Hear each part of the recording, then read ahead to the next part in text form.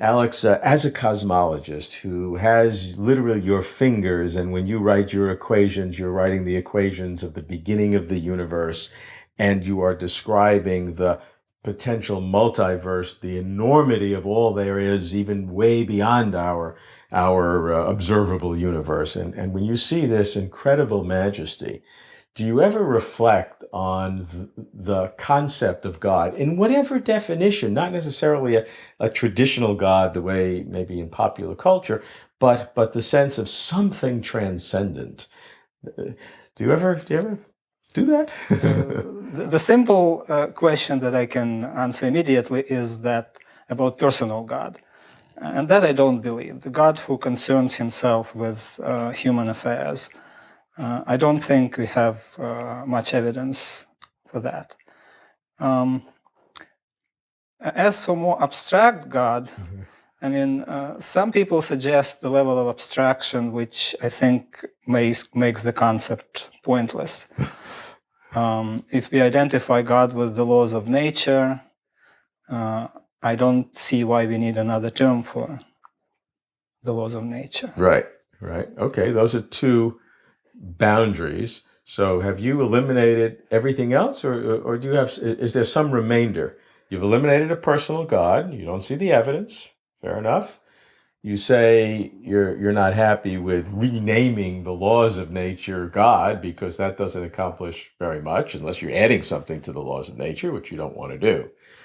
So by doing those two things, eliminating a personal God and not willing to rename the laws of nature, is there any remainder? Is there any space that is left over? Well, there is a big mystery, which is consciousness. And we have no idea how it works. It could be that there is a lot more to the universe that we can imagine in that regard. So there may be some role for consciousness that we haven't yet imagined, and I am open to entertain all sorts of crazy ideas. So you would then see consciousness as something potentially, not for sure, but potentially independent of the laws of physics. And if so, then it would introduce something different into the nature of reality, if there is. Right. So if consciousness is just an epiphenomenon, that is, in the sense that it just goes along with the laws of physics determine our behavior, and consciousness just reflects these natural processes. The cause is one direction. The physics cause the consciousness. We think we're conscious, but consciousness has no independent existence to influence the laws of physics. That's right.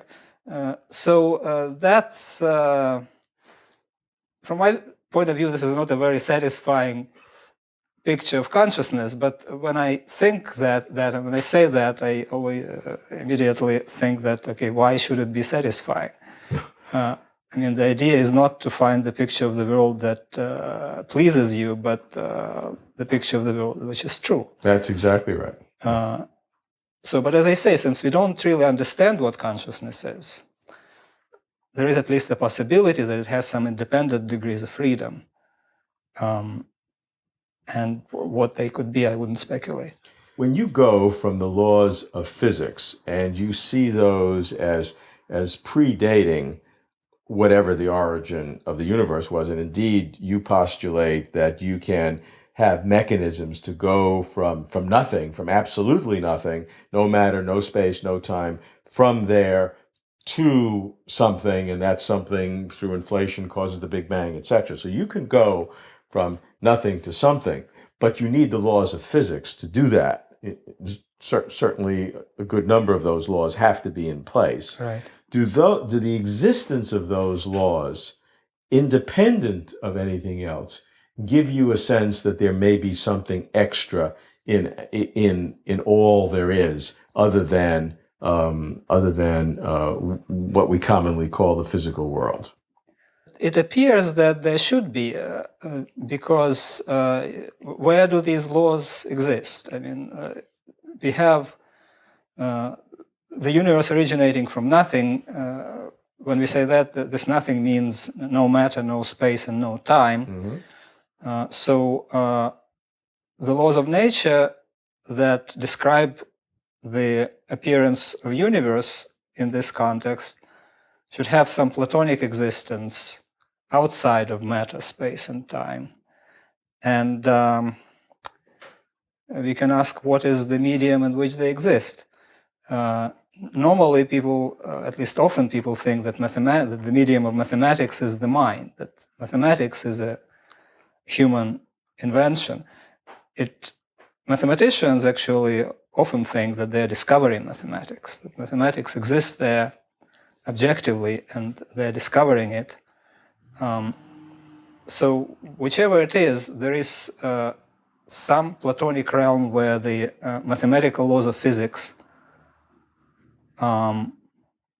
quotes, exist, even prior to the universe. It's interesting that mathematicians and some physicists, but mathematicians really do, to a large majority, really feel that way, that they're not inventing things, but really discovering it, and they do independent existence. A lot of philosophers, I would say, believe the opposite, that it's constructs of the human mind and approximations of reality and not real reality.